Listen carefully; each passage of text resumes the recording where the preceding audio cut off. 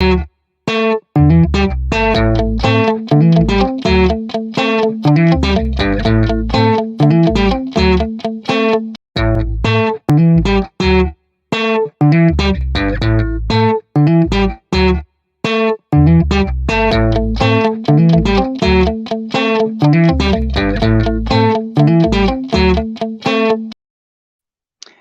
evening. It's Monday, it's 8 p.m., and we're all here for a nervous chat. I'm going to start off the show this week, not by bringing my guests straight in, because I've got an announcement and a congratulations I'd like to make. Over the weekend, to very dear friends of mine and well-known YouTubers and Instagrammers, the Coaster Capturers finally got engaged. So I'd just like to say a massive, massive congratulations to Dale and Jess. Such a lovely couple. I'm so happy and so made up for them. So congratulations, Dale and Jess. Hope you didn't mind me announcing it like this, but it just had to be done. Right, so tonight's guest is somebody that a lot of you will know. He has been YouTubing for a while now. His videos are many and varied. So we're going to have a chat about all the sort of various videos that he's done, and some of the ride anxiety fears that he's also faced himself. So without further ado, I'd like to welcome Sean from Lift Hills and Thrills. Good evening, everybody. Hello, mate. How are we? I'm good, thank you. How are you? Yeah, I'm not too bad, thank you. And Dale and Jess, congratulations. And for everybody who's tuning in and leaving comments, thank you all for stopping by. And yeah, I'm ready for a nervous chat. That's great to hear. So I suppose we should start from the beginning, really. Obviously, your YouTube channel. When and why? Well, for many people out there who already know, my full-time job, I run a movie website called Back to the Movies. I review films and interview people who are part of the film industry. And ages ago, it's about when Wicker Man first was opening and they were doing like a press day, and I emailed them because some reason or other, I just assumed that the Wicker Man ride would be linked to either the Nicolas Cage movie, The Wicker Man, or the original. And I sent them a message and they said, it's not to do with the film, but you're more than welcome to come along anyways, because you're a local website and you cover local news, even though it's movie related, just don't tie it in with the film. And I somehow ended up on the Alton Towers press list. And then I recorded my first ever vlog on the movie channel for the Wicker Man opening. And yeah, I just got the bug. As soon as I finished recording, I was like, this is really cool. Maybe I should set up something to do with the theme park. So I set up Lift Hills and Thrills. It started up as a website originally, and then COVID happened. So that was a great timing. And then during lockdown in about May 2020, I want to say, is when I started doing sort of daily content on YouTube, just trying to keep myself occupied during the pandemic. And what a fun time that was. Yeah, I think we all had a great time during that pandemic, didn't we? Yeah. I remember, funnily enough, I was at Pass Holder Day at Chesington, March 2020, and obviously it was just starting to emerge, this whole COVID thing. And I remember being in that queue, and everybody was sort of social distancing a little bit, because nobody was entirely sure whether it was a actual thing happening or not. And most of us standing there going, oh, it's just a flu, it's just a bit of a flu. And then lo and behold, sort of, you know, I think it was like a week or 2 weeks later, full lockdown, no parks, job done. And yeah, that was a scary time. It's crazy. Even now, people are like, you go on a train and someone's sneezing, you're like, have they? Have they? Like, it's give us all paranoia for life. Yeah, oh, it has, absolutely. It definitely has, and it's sadly the whole vaccination thing's obviously divided people as well. But we won't dwell on that too much because we could be here all night with that one. I find it interesting, obviously, that you started off as a website and then went to YouTube, because so many of the YouTubers I know started like myself on Instagram, and then sort of progressed to YouTube.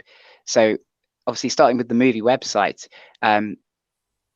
As you say, the Wicker Man was the link, I suppose, as you say, to Alton Towers. So there's a big gap there because obviously the Wicker Man, I want to say 2018, when it It was opened? 2018, Yeah, yes. and so there was a whole year where I started to think, okay, maybe should I set up a website or not? But it was Alton Towers, because basically in that gap, I believe they sent me invites for other events they were doing, and I went down to the Dungeons event, and I started to meet some big vloggers there, like Sean from Theme Park Worldwide always turns up to those things, and they had the Dungeons press day.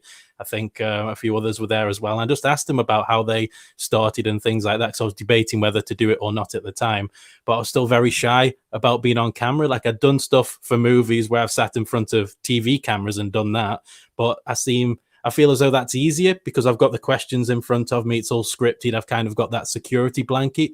Whereas if I'm vlogging, I feel as though I'm out in the public, I'm more exposed. So I was always that vlogger that would go into the corner somewhere to hide away from people and be like, okay, so I'm at Alton Towers, but behind me is like a wall, so I could be anywhere. And now I've just kind of grown that confidence, and I'm literally just walking out with my camera, don't care who I'm walking past. And I'm even at football games, like all hooligans behind me, and I'm just there talking to a camera. I just don't care anymore.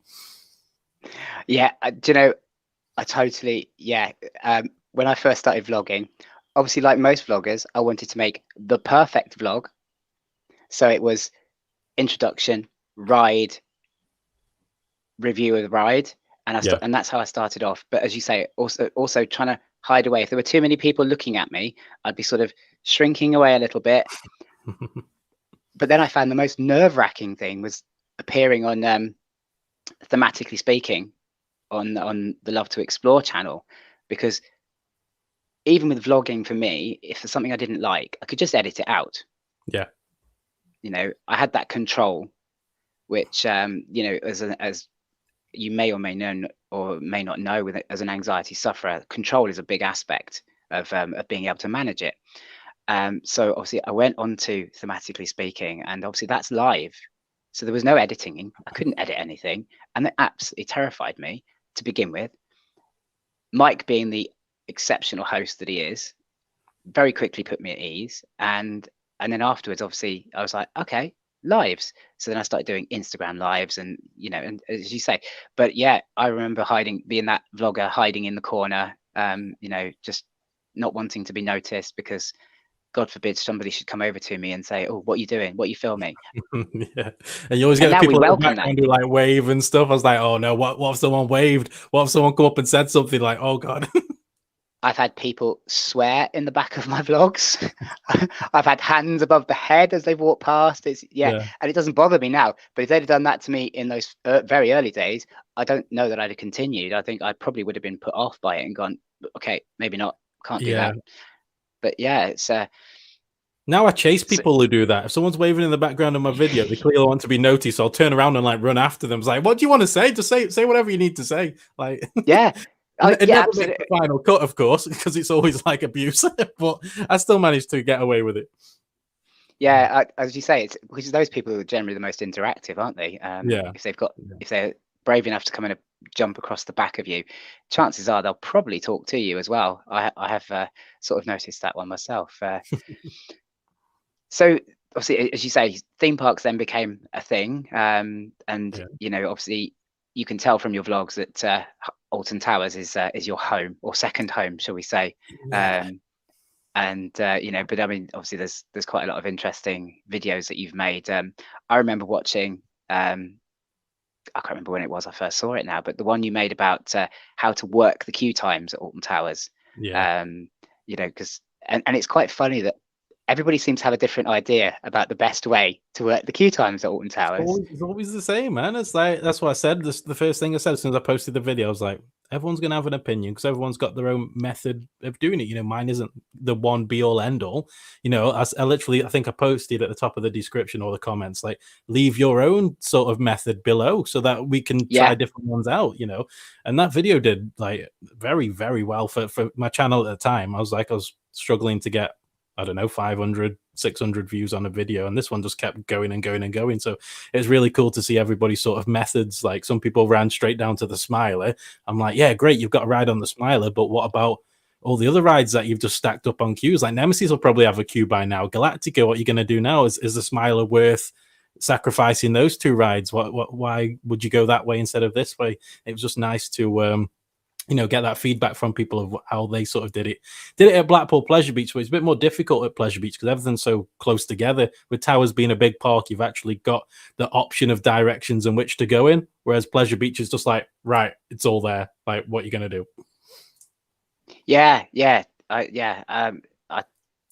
I think there's a degree of flexibility like that to Thorpe Park, although what you tend to find at Thorpe Park is when those gates open, or whatever it is they do now, people will head in one of two directions. They'll either go swarm, soar, and that's it. And it's almost like like the biblical parting of the sea, isn't it? You see the crowd outside the dome suddenly part ways like this, depending on whether you want to go for the bridge down the middle to Nemesis Inferno is always like clear, unless it's in the middle of summer, of course. But it's always it's just like the party. It's like, right, I'm going down the middle. I'll see where that leads me. Oh, Angry Birds. Right, okay, cool, let's go.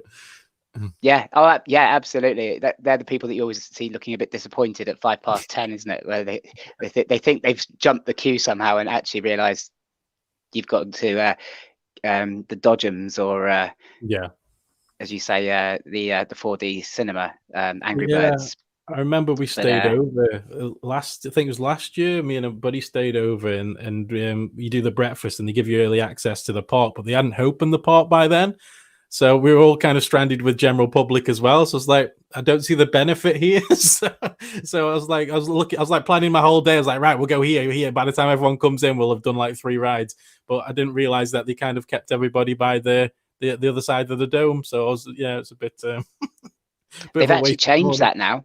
Have they really? You don't get early park access now. They give you a 1 hour fast track wristband. Oh, nice. So you go in at 10 o'clock with everybody. Yeah.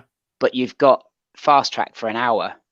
Okay. And actually, because I stayed there back in June, I think it was, did a vlog about the shark cabins and that, and I put on there that I thought it was a really good idea because, of course, during COVID, all the parks removed their early ride times for hotel guests. Yeah. And I don't think any of them have actually reintroduced it yet, but Thorpe has started doing this wristband business where you get fast track for an hour, and I just thought, what a good idea that is. They don't have to open the park any earlier, so it's not actually costing them any money, but hotel guests are going to love it because they're getting a bit of special treatment for the fact they've paid out to stay in the hotel, and I just thought, actually, is that the way forward? Have Thorpe come across a great idea here that could be spread to all the parks? I haven't seen it at any of the others yet, but I thought it was a really good idea because, as you say, otherwise they're advertising early ride time. If they're going to hold you at the dome, you don't get it. Yeah, exactly. Chesington was actually the funniest one during the pandemic because it was just slowly coming out of it, where you could like stay over in places and things like that. And we stayed over at the Chesington Safari Hotel, and there was a path by the Wanyama Reserve early in the morning. There was no gates, there was no staff members. We were like, oh, we're going to check it out. We'll see the animals. And I'd never been before, so I didn't know where I was going. Literally 3 minutes later, we were inside the park 2 hours before opening. No staff members in sight. I was like, okay, this is pretty sweet. So I don't know, completely unintentional, I think, but the whole park was completely dead for 2 hours of this Wanyama path that kind of transported us into an empty theme park. And we were just having a look around Chesington, and I'd never been before. So I knew everywhere where I was going before people even come in. Not one person stopped us, said anything. We didn't see a staff member for nearly 2 hours. That's crazy, isn't it? Because then you have the polar opposite of that is Thorpe Park, where if you've got metal teeth, they'll make you take them out so that you can go through the metal detector, and exactly. Security's that tight. We were like, sort of security going to stop us at the moment. Like, we'd found this path, and no gates were closed; they were all open. It was like, well, follow the penguin straight into Chesington, and Room on the Broom was in front of us, and away you go. Wow, that's I wonder if they've actually closed that loophole up. Yeah, probably. Whether it still exists. Probably. Yeah, because that's crazy, isn't it? It's absolutely crazy. Yeah. So vlogging football matches, how does that compare to vlogging at a theme park? I mean, I can't imagine it, the noise and everything. I don't know. It involves a hell of a lot more alcohol. Yeah, with roller coasters and theme parks, you don't dare to drink too much because you're about to get on some thrill rides or spinny rides or any ride to cause any sort of nausea or dizziness after a drink. But football matches, are alcohol fueled and they're great fun. And my local club, Port Vale, we didn't have any vlogs. The marketing content is your very bog standard. Here's your interview post-match. Here's your interview pre-match. The very bog standard run-of-the-mill stuff. So I thought, why not do a fan perspective of what it's like on a match day for fans and the good times and in the bad times. So just so happens that when I first started, it was the season we got promoted. So the video series ended in us going to Wembley, which as far as a vlog series goes for the first season with a club doing vlogs, that's probably the best you're going to get for a lower league club. But yeah, it's just good fun. And it's nice now because when you go to the football matches, there's little kids that are doing vlogs with the families, or there's other people recording videos and no one did it before. So it was nice just to see, a little lad come up to me at a game and just said, can I start doing videos? I'm like, yeah, because it promotes the club and you can get it from like a kid's angle. So you can record the kids clubs and things like that. And now Port Vale's marketing team themselves are going around the fan zone with phones doing their own videos, which is great. It's like, yes, they're copying me, but it's just nice because everyone's getting involved now. And yeah, it's just good fun. Although traveling all the way to Devon on a 5-hour coach journey this weekend to watch us lose 4-0, to travel on a coach journey 5 hours back the same day was excruciatingly painful. But hey, I do it for the views, right? And the love of the game. Yeah, that must have been pretty horrific. When I was watching your vlogs, we'll talk a little bit more about the Liverpool vlog in a bit because I'm fascinated to hear about the story behind this. Obviously, they booked you into the Everton room, and your reaction made me think, he's a Liverpool fan. He's a Liverpool fan, and I'm a Newcastle fan. I'm not sure this is going to work. In his eyes, I could only be worse if I was a Man United fan. It's let's see. And then of course I delved a bit deeper, and I saw all these Port Vale matches going, and I was like, okay. Yeah, so then obviously I messaged you earlier, didn't I? And I said, so what's the issue with Everton? Why? Well, when I got to the hotel, like it's just a normal hotel in Liverpool as far as I know, just a nice hotel because I'd never been to Liverpool before. I was like, right, I'll stay in a nice hotel. And I was meeting somebody there who was going to show me around. And we're going to the hotel. I just booked a normal room. And when I got there, they'd said, oh, we've upgraded your room because it's your first time with us. You're in the Toffee shop suite. I'm like, oh no. If you just said Toffees in Liverpool, is this Everton themed? So I went on the website before I got into the room. I was like, okay, the website has 2 suites, one themed around Everton Football Club and one themed around Liverpool Football Club. And as soon as I opened the door to my hotel room, the Liverpool one was right next door. And I looked at the images, and inside that one, I think there was a pool table, signed shirts and stuff all in the room. So I was like, oh God, what's the Everton one going to be like? This is going to be horrendous. I opened the door, and thankfully, it was just like old archive photos on the wall of like their past success. There won't be any more photos added to that wall anytime soon, put it that way. I was going to say, yeah, it certainly wouldn't have been recent success, would it, in an Everton room? Let's face it. I mean, I can't obviously comment because I'm sure the Newcastle theme room would be just as bad, but yeah, it's quite a different styling of room, obviously. Absolutely. With and if there's any other people out there who don't like Everton Football Club, just rest assured that we absolutely trashed that hotel room. I woke up in the morning and like Charlie Sheen had been in the night before. Seriously, I don't even want to talk about Liverpool. It was crazy. It was a crazy night. Yes. I must admit, the vlog had me hooked. We'll talk about it a little bit more in a bit. Okay. But yeah. So obviously, Alton Towers is your home park. What's been your favourite park to go to from a vlogging perspective and just from a personal rides perspective? Well, that's a tough one because all of them have got the unique charms. Like Alton Towers has obviously got the mix of thrill and the children's themed one. You got Thorpe Park, which is basically thrill seeker targeted. I don't know because obviously I've been to them so many times now. I wouldn't say it's dulled my appreciation for them, but I know what to expect, if that makes sense. I thought Blackpool was surprising because it's got that vintage charm. When I first went there, I was like, okay, I can see why people love it so much because it's got that sort of old-fashioned charm to it. It's like yesterday we were at Carter's Steam Fair, and just seeing the old fairground rides, this piece of historical, artifacts that have been preserved over the years, and it's like stepping back in time. And it's exactly how I felt at Pleasure Beach. It's just got that really nice sort of old school vibe to it. But I'd say Blackpool was the part that surprised me the most, because I had a fear of heights, and going on the big one absolutely terrified me when I first started doing these videos. It's such a shame that they don't let you record on the rides like straight away with Pleasure Beach without going through all the forms and everything, because I'd love the footage of me on the big one for the first ever time. My face went through every color of the rainbow, I tell you, going up that lift hill. I was like, it needs to drop now. There's like a safety thing in there saying hold on to the rail at all times, and I wouldn't look up to see how high I was. I was just focusing on this bit of text on the front of the car. I was just like, not looking anywhere else. I was like, yeah, hated it, but loved it at the same time. I'll have to let you know in October whether that's my coping technique, because I've never done obviously the big one. Text. No, but now I'm looking down and I'm okay with it. So I'm still scared of heights, but I'm more comfortable because I've been on that ride so many times that it doesn't, even though the height still bothers me, I feel more comfortable, because obviously if I look at any ride for the first time, there's always going to be that nervousness, that apprehension of going on it, even if it's quite a tame experience, because you just haven't been on it before. You don't know what to expect, which is why you were saying before this video started that you watch POVs to prepare yourself, and I do this exactly the same. It's as I say, it's.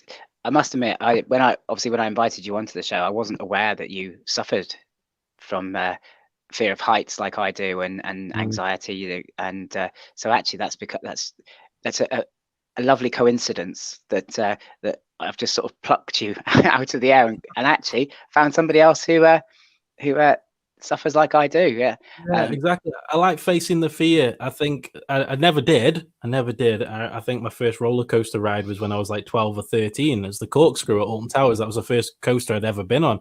So it took me 12 years to even buck up the courage to go on a roller coaster.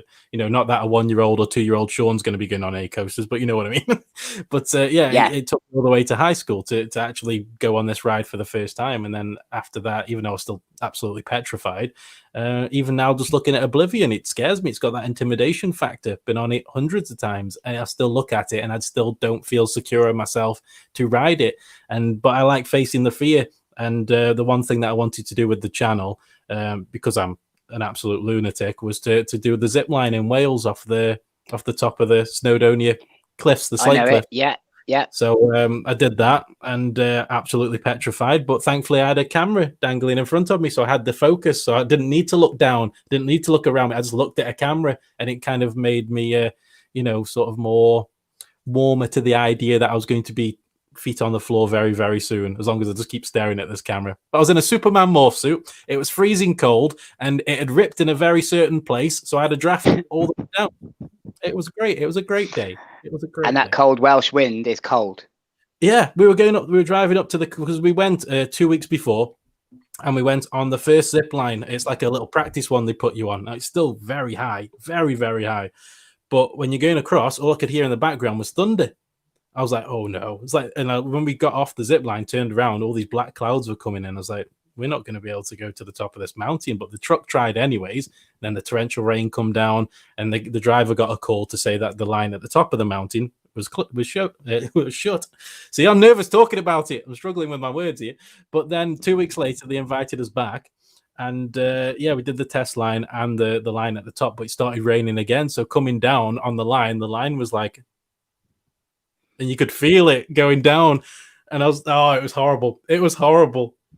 But the thought of that absolutely terrifies me, because it's is it Bethesda it's based in, or is it it was the Bethesda one, because I went to university in Bangor.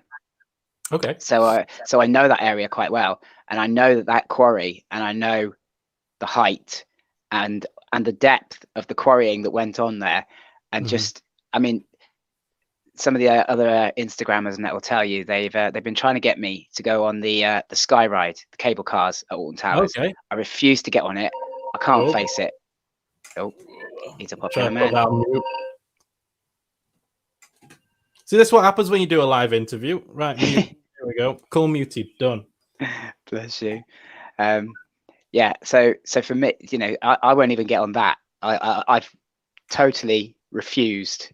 I'll brave most other things now, but I still cannot get myself to face that. It's that idea of the swinging in the wind, and it's one cable, and I know it's safe. Of course, I know it's safe. Otherwise, they wouldn't be allowed to operate it. But to me, it doesn't look safe. So to do that you've done, because I've got a friend who did it a few weeks ago for her 50th birthday, believe it or not. That was her celebration, was to go and do that zip line. And I said, are you absolutely mad? You want to celebrate your 50th birthday by zipping across this this quarry for fun, being held up by one cable. I was like, no, you're insane. You're absolutely insane. And clearly, as you said, you're insane yourself because you've done it as well. But I mean, I bet it's fun. It looks great fun. Yeah. It's great fun when you reach the other side and you're like, right, I'm not going to die today. Maybe tomorrow, but I'm not going to die today.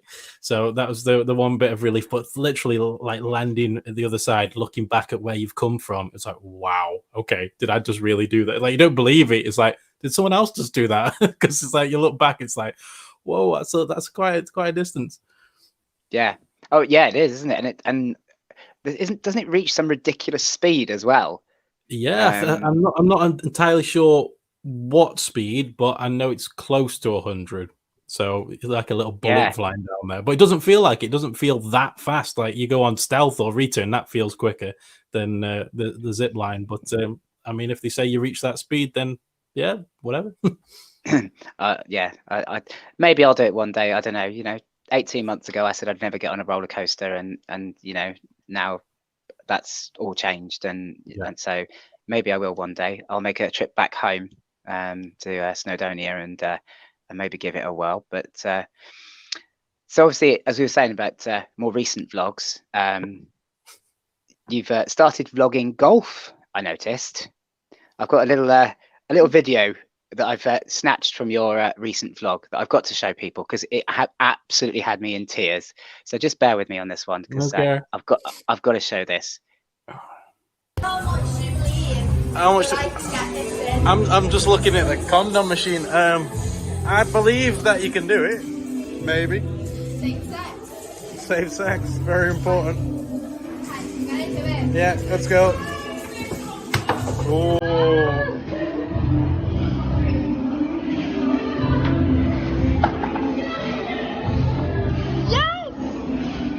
Okay.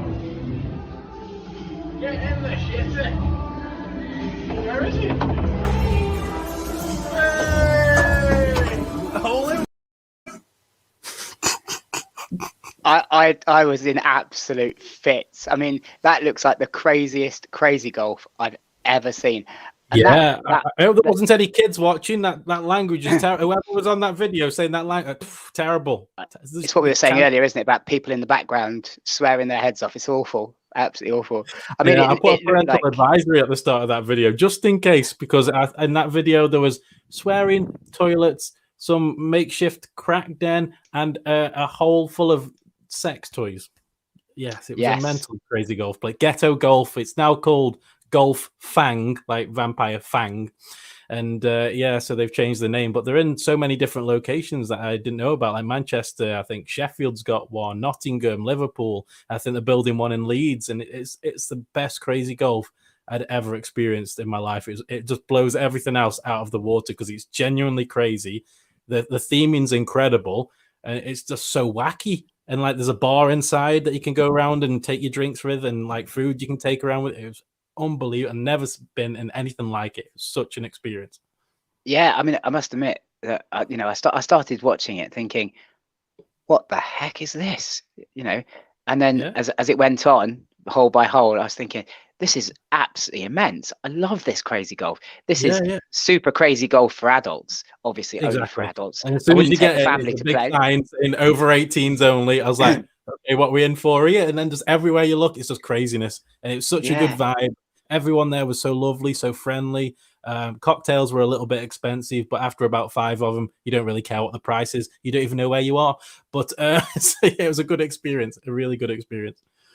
Yeah, I must admit, I hope that they open something like that in the south. I did have a look, and there's nothing that I can see in the south. We're probably too prudish for it at the moment. we just we can't get our heads around sex toys and golf. I did not expect anything like that. When you're standing at a crazy golf hole, saying, "Right, I need to bounce it off that thing into that hole," that's when you start thinking, "Where am I? What am I doing? What choices am I making in life? Where am I going wrong?" It was hilarious, and that sign about the X's. I can't remember exactly what it was it said, but I was just in fits, in absolute fits. If anybody's watching that hasn't watched, is it called One Night in Liverpool or something? Yeah, just a night or in a Liverpool. night in Liverpool. Yeah. It's you've got to watch it. It's absolutely hilarious. I mean, just watch it for the crazy golf, if nothing else, because exactly. Yeah, just skip it for that. There's like Arcanes, which is a 3-story arcade. I feel as though we did so much in that night, but most of it I couldn't actually shoot because it was either in a bar it's too loud or a place where it's too loud. But I feel as though I could go back and do a whole nother video. There's so much to do in Liverpool, and I didn't even realize. Whereas with Manchester, it's quite linear. You've got your crazy golf places, yeah, but I don't think they're on anything. Unless you go to that same place, of course, but they're not on any sort of level that I've ever seen in compared to that. But Liverpool, every bar around that area was themed to something. You had a Peaky Blinders bar, an Only Fools and Horses bar. Like, you could make videos in each of these places because it was so varied. And I love theming. I'm a sucker for theming. So put me in a crazy golf place like that, and I could go there every single day. Loved it. Yeah, I remember going. We used to go on day trips to Liverpool as a kid. My dad was a big Beatles fan, so that was the draw. But I remember, even then, when Liverpool was probably a lot more run down because it's been through a lot of sort of rejuvenation, hasn't it? But I used to love going to Liverpool because, as you say, everywhere was different. There was something themed or something, worth looking at. You had obviously you had the Beatles Museum on the docks. I'm assuming that's probably still there because I can't imagine they'd ever get rid of that because it was just so popular. And yeah, I really enjoyed going to Liverpool because it was so interesting. Like you say, so many other cities are a bit, there's one area of the city, you go there, you see that, and you're pretty much done. But Liverpool seemed to have so much spread around that a day was never enough. Yeah. You always wanted to go back and see more. So yeah, I can totally get what you're coming from with wanting to go back and film again, because but if you do ever go back and you do make another vlog, you've got to go back to the crazy golf, because it's just, yeah. Or maybe what you could do now is a series. Go and visit all of those golf locations around the UK. That'd be really cool. I don't think my audience would be expecting so many sex toys in one group of videos. It was absolutely mental. Honestly, there's all stuff in the cabinets. I was like, Chloe, like the girl who was showing me around, I can't show any of that. I was like, I'm looking in the cabinet, it's like, yeah, I definitely can't show that. And there's photos up there, definitely can't show those. So I was literally trying to censor my own video. I was like, when the dildos on the floor make the final cut, you know how bad the rest of the hole was in comparison to wobbling things on the floor. Yeah, I did wonder whether if because obviously, as you say, they made the cut. So how bad was the rest of it? Because, as you say, some of it was really quite close to the knuckle, wasn't it? With some of the slogans on the wall were quite political, I noticed, and I was like, it's a brave man filming this, because if he could get himself into all sorts of trouble.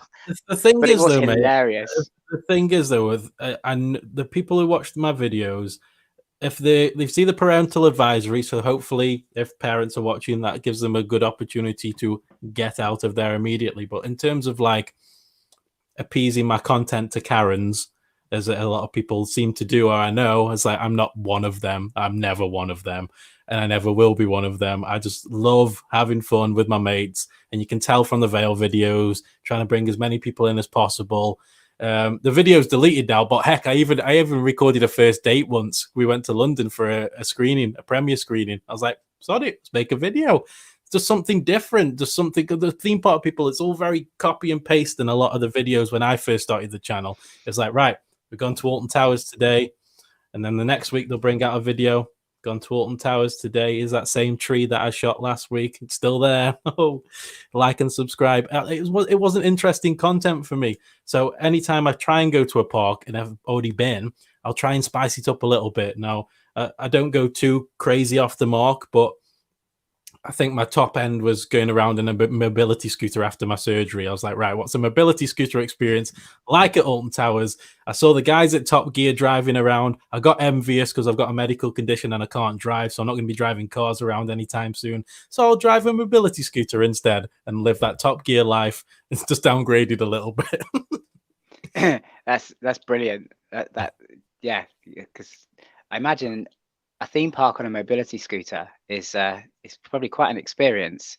It was an experience until like Deirdre, who was walking at a normal pace, is overtaking me going at 3 miles an hour. And I was just ridiculously slow machines they are at Alton Towers. Then they charge you a lot, and you're definitely not paying per mile an hour. I'll give you that much. They are the slowest things I've ever experienced. That's actually quite useful to know. Yeah, they're so slow. Because so slow. My wife, who just is called Karen, funnily enough. Hi, Karen. She has very limited mobility, and we've looked at getting one of the mobility scooters. At the moment, it doesn't work because of the push chair. We've got a push chair as well, so it's a bit, you can't have a mobility scooter and a push chair, just doesn't work. But it's useful to know that they're only 3 miles an hour because she will probably. Think it can crank up to. I think it can crank up to 5 or 6. But when I flip the switch from 3, it's like the slow speed to the high speed. I didn't notice any difference. I didn't notice any difference. Just that people were overtaking me maybe a little bit slower than they were previously. I don't know. It wasn't a fun experience, put it that way. But nobody judged. Nobody said anything. There was no like young lads messing around or taking them. There was nothing like. So that was really nice to see because I was like, that was the first things I was expecting because it was like young lad mobility scooter. I've got no sort of physical thing that they could see because it was just my dizziness that was the issue in terms of me coming out of surgery. I couldn't physically walk that distance. But yeah, nobody said anything. It was nice. I was like, oh, there's some nice people on park today. It's like no comments. That's really nice to hear actually, because obviously my next question was going to be, did you get that tutting? Because you hear it, people in wheelchair, people on a mobility scooter in a theme park, you do hear the tutting. It's almost what are they doing here? What could they possibly be getting, from this park? And it's unfair, but it does happen. Yeah, of course it is. But it was just nice to see that on that. Obviously, I'm not saying it doesn't happen because it probably does on a lot of occasions. But on that day, that was the one thing I was worried about because I'd be a bit more self-conscious if people kept saying stuff, or it was more of a direct comment. But no, it was okay that day. It was okay. That's good. I'll be bearing that in mind because I think that's an option we're going to have to take once the youngest one is properly walking. And although I think he'd rather be riding, having a backy on the mobility scooter. He's that kind of crazy child. So what are your future plans? Where are you going next? Where's your channel going? Obviously, we've had Liverpool. Awesome. Yes. And it appeared that vlog was doing really well when I last checked in on it. So it's obviously popular with your subscribers. I just seemed to wing it like with the Carters thing yesterday. It was like it was the last date that they were in Lichfield, and that's the closest to me on the Carters Steam Fair tour that I'm aware of. And we're just like, let's go down, check it out. And I literally just wing it. It's like today, Wagamama's have opened in Stoke-on-Trent. Now they've invited my movie website to go down because it's officially open today, but they've sent me like a free thing to go down and review the venue in the next few days. So I might just pop that up on Lift Hills and Thrills because I'm covering an attraction and free Wagamama's. Can't go wrong with that. There's a Stranger Things experience down in London that I've been invited to. So that'll be movie site will do the written review, but the actual vlog, because it's an attraction, will be on Lift Hills. The Saw live experience in London, we've been invited to that, so we'll be going there. And because I've done every major ride in the UK in terms of height and fear factor, I'm going to Poland with a few friends in October. So I'm going to be doing Zadra and Hyperion and getting all the two big boy rides in my first ever RMC out of the way. And I'm really looking forward to it. I'm just trying to do as many varied things as possible. Going on a cruise next summer. Another Disney cruise that's kind of appealing to another market with Disney content.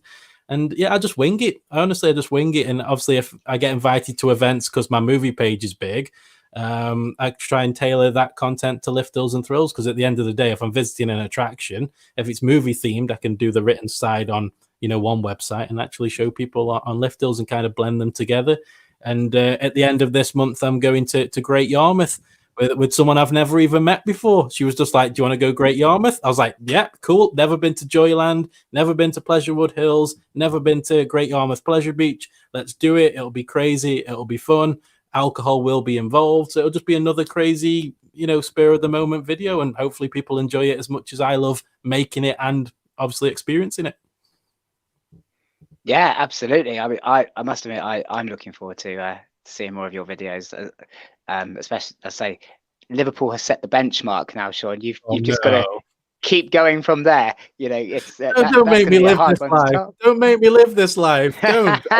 Motley Crue's the dirt. It doesn't end well. It doesn't end well for any of them. No. I didn't play the morning after bit of the video. You don't want out of respect. I just thought, no, I'm not going to embarrass him with that, because that would be quite, obviously, if people want to go in there and see what Sean looks like after a night out in Liverpool, please go and watch the vlog, because it's honest content though, right? It's honest. Absolutely right. Yeah. Anything else? I'm not shying away from anything. It's just like I've been introduced recently over the last few weeks to KSI and Logan Paul, and I've never seen any of those videos before. I didn't really understand the draw of these big guys who are getting boxing matches when they're not boxers, all this kind of stuff. As soon as I started watching their content and how they talk and how they film together with the friends like the Sidemen and Impulsive, I was like, these guys are just being themselves and they're getting an audience. And that's what my content's been since day one. I want to be authentic. I don't want to be the guy making theme park videos, going to events and saying, this event's incredible, when it's not, just because I've been given a free invite. Journey to Hell being the big example of that. Pleasure Beach invited me. I said, this event is not good. Like this, I was one of the only channels to say this event is not good. And Pleasure Beach messaged me and said, we appreciate your honesty, because that's how they improve. Everyone else was like, this is awesome. I love it. Best event ever. Scariest thing I've ever been in. I was like, but it's not. It was such a bad event. And I hope that this year they do change it up and make something more scary and more immersive. But I always try to be authentic, because at the end of the day, if people are watching a video before they go to an attraction, or they're watching my videos because they want an honest opinion, I've got to be authentic with the people that are watching. Why shy away? Why tell fibs? Why say something's great when it's not? Because you're just giving people a false impression. And when they get to the event, they're like, well, he said it was really good, but it's crap. I don't want to be that guy. I want to be as open and as honest as I possibly can be. Yeah, absolutely. I totally agree with that sentiment. Some of my early vlogs, my first ever one was Thorpe Park, and it was opening weekend. Yeah. And I love Thorpe Park. It's my home park. But I couldn't cover up the fact that ride ops that day were shocking, absolutely shocking. And equally, I went back to do Mardi Gras, and again, I actually covered Mardi Gras, all three of the parks, and Thorpe Parks. I'm not even going to call it an attempt. I don't think it even justifies calling it an attempt. Was bad. Yet other YouTube channels were saying, oh, Mardi Gras, great, you got this, you got that. And I'm thinking, well, did they just make it better for that day because those people were there? Are they paid to make it look great, to try and get people to come? Or, or have they been given free tickets on the sort of proviso that they make it look better? Or whatever, I couldn't, that wouldn't sit with my conscience. Like yourself, I've got to be honest. If it's bad, it's bad.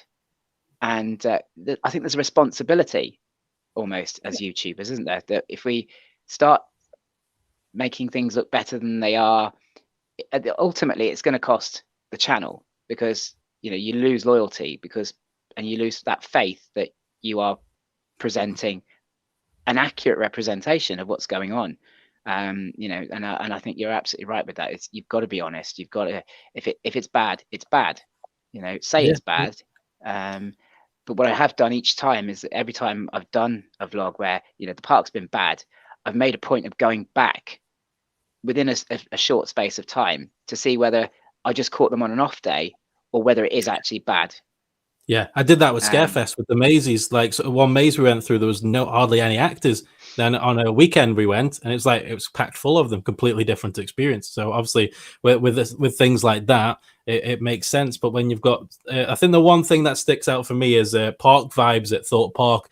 Someone went on the Merlin Annual Pass Instagram and was saying how incredible park vibes was, and I was like, okay, this, you know, I'll go check it out. Like gigs, atmosphere, little parties around the park. I get there. There was no atmosphere. There was no parties. It was just a lot of flags. So I traveled all the way down to London, paid a lot of money to get to London to attend a flag convention with a few roller coasters around it. And I was just like, right, I've been duped, because they said it was amazing. I was seeing all these acts and like, where are the acts? Oh, they only appear on Saturdays or whatever time slot they were. I was like, oh, right, okay. I came all that way for a convention. Yeah, I went to Thorpe Saturday to have a look at Carnival. Because so many people on Instagram have been saying, you know, oh, Carnival is so much better than Mardi Gras. You know, it's they've made more of an effort and all of this. And I hate to admit, I was still disappointed. I still don't think they made any real effort.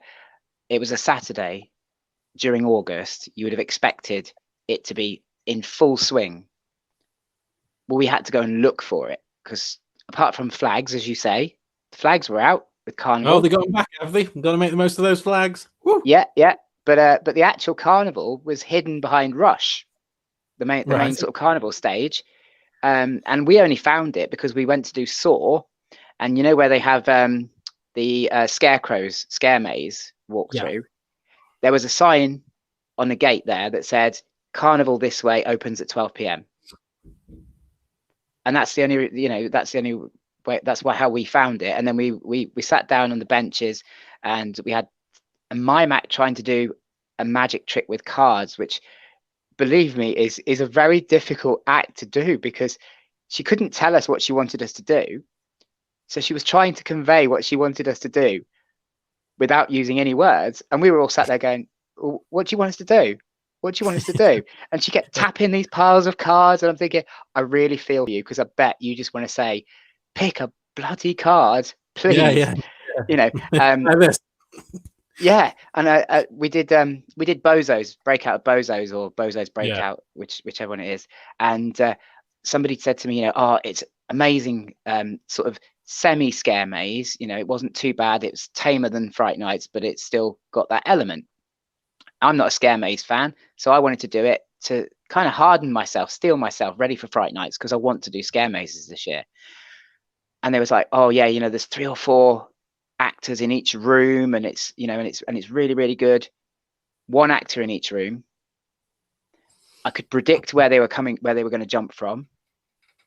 And I swear that in at least 2 rooms, it was the same actor that was just running between rooms.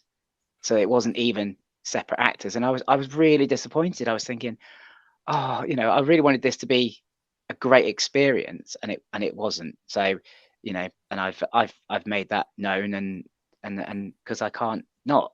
But yeah, so many other people have been going on about how wonderful Carnival is, and I didn't see it. And I you know, I can't make a vlog that says it is if I couldn't find it myself. They always make more of an effort on press days. That's all I'm gonna. Every press day I've ever been, and I go to the event as a normal paying member just to check it out. Press days are always better. You're getting free food, you're getting free drinks, you're getting buttered up with nice press releases, and you're getting straight into the event that they've put every actor in those mazes, or they've put every actor, all the best acts in one place, and then you go on a normal day or in a weekday, and it's like, But Thorpe, for me, always kind of struggle with events. I haven't been to one event at Thorpe where I've been like, oh, this is incredible. I do think that's an area of development that they could work on, because it is paying customers and it's not a cheap day out. So if you're going for that event and you get in there and there's no actors there, or it is a flag convention like my experience, I mean, they need to be more sort of fluid with the events that they put on. And if they're going to be consistent with the press day. give out free food and stuff to the people who are coming early in the morning, first 100 guests, or just something. It just don't rush it. Just take your time and make an experience for everybody, not for influencers to tell everybody it's great. And when you get there yourself, it's terrible. Yeah, absolutely. Yeah, I couldn't agree more. And I know it's a feeling amongst the Coaster community about transparency of vloggers and what they're being given to attend. The Merlin merch is the main one. Remember, everyone's wearing like pass holder on the back. Go buy this pass holder jersey. It's incredible. Best thing, best material. Oh, it's made by the finest tailors in the world. I love it. It's incredible. Go check it out. And you're like, look at it. You're like, oh my god, is he wearing a pass holder? Like, you know what I mean? It's like, no, if you like it, fair enough. That's fine. But somebody was showing me on Saturday that one of their friends had got one of those pass holder tops, and had folded it in such a way that the P I know where you and the R had been very, very carefully folded away, and then showed this and said, "This is a more appropriate description, isn't it, for anybody who would want to wear this?" Yeah, I mean, if you like it, that's fair enough. I can't judge anybody for wearing whatever they want, but it's just how every single person on that Merlin annual thing were just saying how good it was. I was like, surely one of you must hate it out of the people that were saying nice things about it. But no, that was the funniest thing of recent memory. Like, some of the stuff's actually cool. The mug looked great. The mug looked really awesome, and just a subtle logo for me. I like that, but I don't think I'm going to be that person who's going to be wearing merch of advertising that I'm a pass holder anytime. So I'm sure there'll be some proud families out there that have probably got every child they've got dressed up in one, but it's not my cup of tea. I must admit, I have the mug because, like you, the mug's it's a really nice mug. It was brilliant. It's a great mug. And there was a bit of a joke on the Merlin Pass Holders Facebook group, obviously, because it's the entitled sort of attitude that you get sometimes, and so the joke, I was making this joke about this mug, and I was like, well, if I take it to the park because it says pass holder, does that mean that a member of staff has to come running out whenever it's empty and refill it for me because I'm a pass holder, and surely I deserve that kind of treatment when I'm on park? And that's, to me, that's what that merchandise is fueling. Is that entitled? It's not enough that they've got a lanyard. Because I remember they used to have VIP Merlin passes where you could have like tours of Peter and stuff like that. Just bring that back. If you want entitled, pay that money. Pay £1,000 a season. Enjoy your VIP parking space. There you go. That's your entitled. But I don't know why they got rid of that, because some of the perks on that looked awesome, but you're paying through the what for it. Yeah, no, absolutely. Right, it's nearly the end of the show. So as some of you may remember, last week we did a little Anagrams quiz. Which I had some feedback that may have been a little bit difficult. So I have rethought it, and so this week we've given it a theme, and so basically the theme that we've got going is UK water rides. I'm going to get all of these wrong. I'm going to blame the sunshine. I'm going to blame sun exposure for me getting them all wrong. So they're all UK water rides. They're all currently operating. And if the anagram contains 2 words, then the title contains 2 words. I think that's probably as clear as I can sort of make it without. So let's give it a whirl. Well, you said they were all operating, so Valhalla's not going to be on the list, is it? Well, by operating, I mean. Oh, okay. Not closed down permanently. Okay. I might get one right. Closed down permanently. Okay. I think you'll be absolutely fine. So first of all, here we go. So this is the first one. I'll give you the little countdown. I've even made a little countdown for it.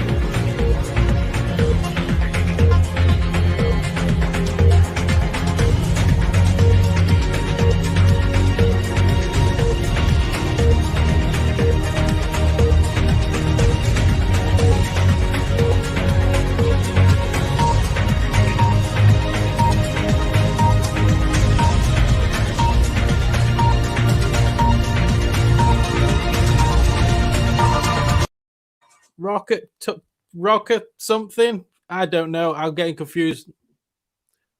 Oh, you're on the right lot. You're sort of almost halfway there. Think Southern Parks. Everyone, I can't even see the comments on YouTube right now, but I bet everybody's got it right other than me. Let's have a look actually, because I took the comments off for a second. Two people. Only the first one just looks like rocker when you move like rocket something. There we go. Look, Coastal Chicken will give you the answer. Tiger Rock. See what I was doing, because obviously gets at the end. I was thinking of what water ride had 3 letters at the end. Sorry, yeah, it's the number of words, but the letters might be a bit. Maybe I should have clarified that. So Coastal Chicken got it though. Well done, dude. He did. Fair play. And Ben and Holly's Adventure. So yes, well done, guys. So next, I only know that. I can't see the comments, but I can see the little pop-ups on the window that come up there, so I can see it. Ah, yes. Right. So here's the next one. You'll kick yourself.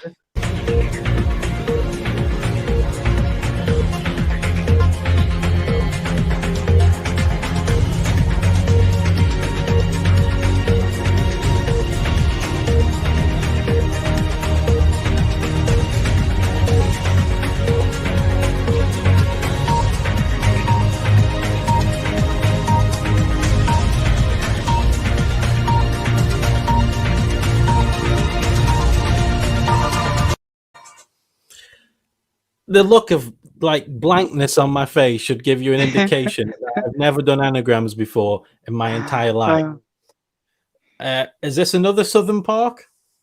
It is, yes. Okay. I have absolutely no idea, but it's a beautiful footage of Thorpe Park in the background whilst the countdown is on. I thought, let's put a water ride in that fits in with the countdown, and I thought, tidal wave, perfect.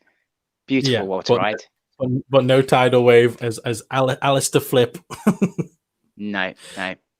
All I've got in my head is Congo Pirate River Falls. Rapids, but then I just haven't got a clue. Pirate Falls at Legoland. Okay. Damn. So the next one's easier, I think. It won't be. We'll see. Here we go. So see, I haven't got a clue. You're gonna have to whittle it down to parks. Okay, think Thorpe Park.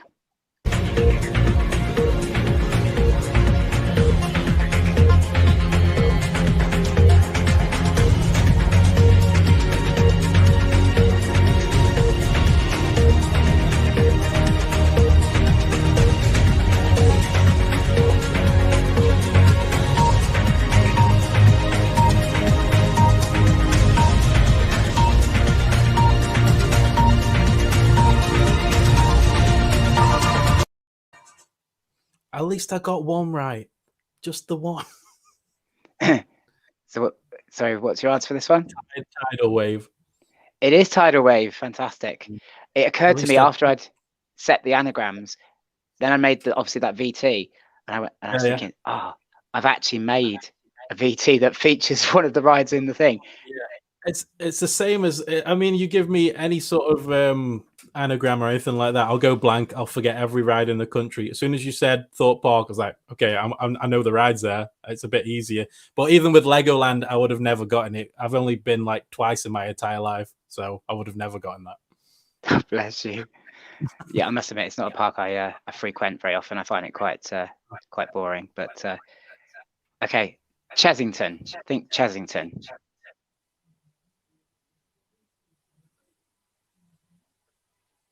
And think small children.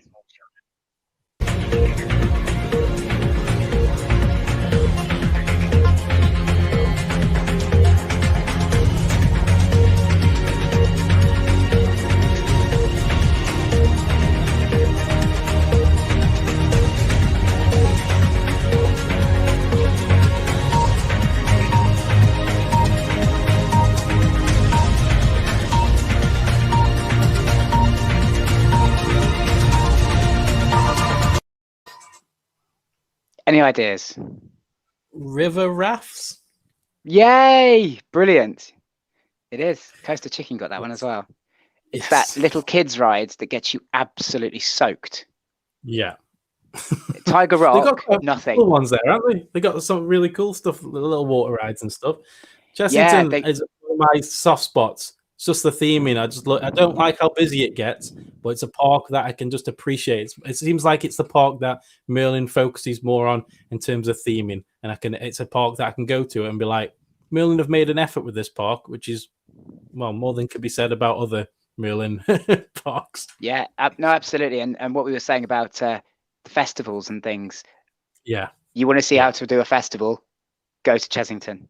Is exactly. what I always say to people. You know, they put on the best shows of any of the Merlin parks, in my opinion. I think a lot of people agree with me, but you know, it's right. Let's go. This one should be really easy because there's a number in it, and I couldn't obviously change the number. So I already know it. I already know it. Go on then. I'm not even going to do the timer. Storm Force 10. It is. Yes. Hey. You can't anagram numbers, unfortunately, but I wanted to put that one in. It's and I knew it was going to give it away. I was like, how can I split? No, it can't. So, right. So next one. I won't start the timer if you don't need me to. Thorpe Park. Summit Storm. I can't remember what it's called. Oh, you know the ride. I know you do. Surge Storm. Surge Summit. I know what he said. Swap those two words around. Storm Surge. There we go. Storm Surge. There you go. Cost me my 13 hat on Saturday. Did it really? Yeah. I completely forgot to take it off. So as we've come down the final drop, there's a bit of an updraft, and it literally just went whoop off the hat, went into the water behind us. It followed us back round to the lift bit back into the station, and then disappeared under the boat. I was like, oh really? So I had to go and buy a swarm hat instead. You can tell I haven't been to Southern Park, can you? I've literally been to Thorpe Park maybe 3 times in my entire life, Legoland twice, Chessington twice, and that's it. Everything is up north. We'll have to get you down. Yeah, happy to. Come in there. See, here we go. Look, Mike from Love to Explore. He knew it. Where he lost his hat. We were talking about it the other day. Right, next one. Here we go. I've got to check what this one was weird, now. because I was literally watching Elvis before we come on this call. I know, when you mentioned it, I went, does he know? Is it? So we're talking Legoland again. Oh, I'm not going to have a clue. I wonder if anyone in the comments has got it. No. Is it that one in Mythica? That really cool one with you drift around by the little... I don't even know what it's called. It's just in Mythica. Oh, Hydra's Challenge. Yeah, it's not that then. It's not, no. Mike sort of got it in the comments. There is it's a slightly longer name. I don't know any rides at Legoland other than obviously Pirate Falls. Now I know because you told me. But I don't know any other water ride. That's why I'm describing it as that ride in Mythica that you can drift around, you know. There we go. Steve from Thrills and Food knew the answer. Viking River Splash. Thrills and Food. Yeah.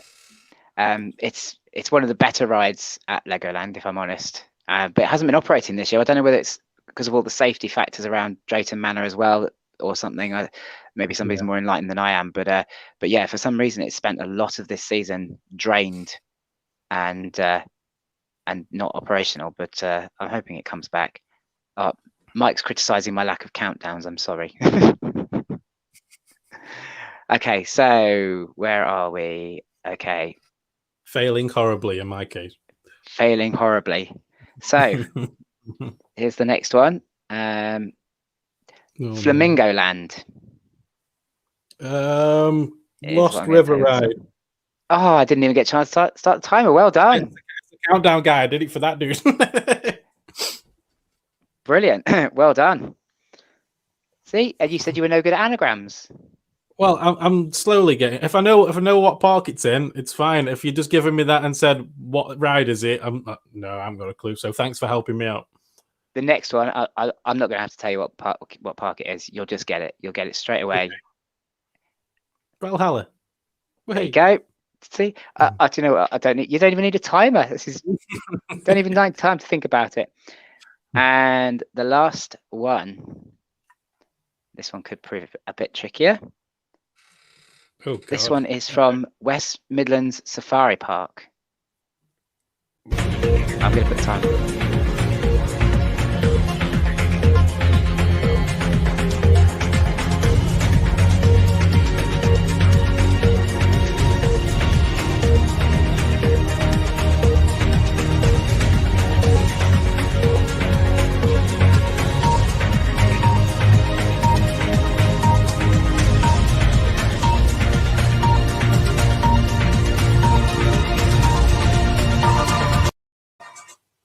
Not a clue. Not a clue. I thought it was going to be the rapids. The rapids that have gone to Fantasy Island? But no, I haven't got a clue, mate. Honestly, I can't even think of another water ride at West Midlands Safari Park. What's Shark Island? I asked James earlier on for other water rides because I was running out of. Is that the little log flume?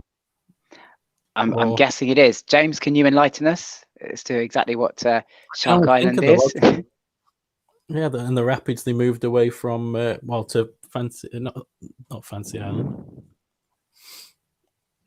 Yeah. But to be fair, Mike says I made it too easy this week, so maybe. Yeah, thanks, Mike. I didn't want to, leave you struggling, and so I say it's a work in progress. Yes, see, this just proves this is why I make my content. I don't make it as an expert of rides. I don't make it as an expert of knowing everything about rides. I'm not that person who's going to be talking about the inner workings of a Nemesis nut bolt. I just go and make content for the fun side of things and try to share that fun with other people. It's like, I appreciate the people who love the rides and go into the in-depth things, because those channels are really informative and great to watch. But I'm all about the fun, and I'm not the smartest guy in the world, as this game has proved. So it suits me down to the. Yeah, I think when I did Mike's quiz last night, I kept saying, I'm just here to make up numbers. You do know that, don't you? Because I don't actually know much about theme parks. I've only really ever done Merlin parks. I don't know a huge amount. I just go and I film stuff and I say whether it was good or whether it was bad, and sometimes I don't even do that. We just lark about at the parks, taking the mick out of each other, and I film that and put it on YouTube, because that to me is good content. But I hit some lucky guesses, I think, on a few things with yesterday. So that was the other day. He went to a pub quiz and he was sneakily texting me like photos of what was on the projector, and it was like, name this coaster. They were all dead easy. I was thinking that's literally the limit of my knowledge. Like the picture of a big one on the screen, and the quiz question was, "What coaster is this?" It's like, oh, it's the big one. It's like I felt all smart all of a sudden because I was getting them all right because they knew nothing about theme parks. But I realized that obviously people in the coaster community is like, oh, that's it's the easiest thing in the world. I can tell you the manufacturer, the date they manufacture originated, when did aerodynamics go out of business, blah blah blah, and just doesn't interest me. I just want to have fun. Yeah, I've got a YouTuber friend who, he appeared with me on an episode of Thematically Speaking, and he is that guy. He could tell you the manufacturer, the height, the speed, this, that, and the other. I mean, he even knows who makes those pods, the smell pods in the Wicker Man pre-show. And I'm like, well, I know that one, but that's just by luck. That was just lockdown boredom. I was like, where does that come from? And then I found out Aroma Prime, and the Finley who does work there is awesome. And like wood scent, is it, or wood smoke as the Wicker Man one. But yeah, that's a nerdy little thing that I wouldn't otherwise know. So it's cool. Well, thank you for coming on. I could easily talk to you for more hours than we're probably allowed to be on for. As I say, I find your vlogs so varied and fascinating. It's fresh. It's always fresh, and I love that, because some channels get a bit samey, and yeah, I couldn't say that about yours. I don't think I found two videos that were similar going through. But do you want to mention your socials and tags and things while you're here? Yeah, give yourself a shout check out. Lift Hills and Thrills, obviously on YouTube. If you just type in Lift Hills and Thrills on Instagram, or official Lift Hills and Thrills on Instagram, it'll pop up. Or if you want to be bored and see a grammatically incorrect, terrible spelling Stokey, then go on lifthillsandthrills.com and check out some of the written reviews and content on there. Brilliant. Thank you so much, Sean, for coming on. It's been an absolute pleasure. I've loved having you on. I apologise for the anagrams, although you did actually do really well in the end. My brain's melted, mate. Honestly, I'm going to have a lie down. Elvis can wait. Elvis is on pause at the moment. Elvis can wait. I'm going to have a lie down. Fair play, fair play. As I say, thank you so much for coming on. I'm going to take you out the studio now, and we can have a chat after the show if you want to talk a little bit more. Absolutely. Okay, so next week, guys, I am very pleased to announce that I have the coaster capturers coming onto the show to talk about a trip to York recently, where all the magic happened, and just generally to have a bit of a chit chat with us. So next week, Monday, 8 p.m, coaster capturers here. Thank you everybody for watching, and thank you everybody who watches the recording afterwards. It is appreciated. If you're not subscribed, please do subscribe, and join me next week for hopefully another great show. Until then, it's a goodbye from me, and I'll see you all soon.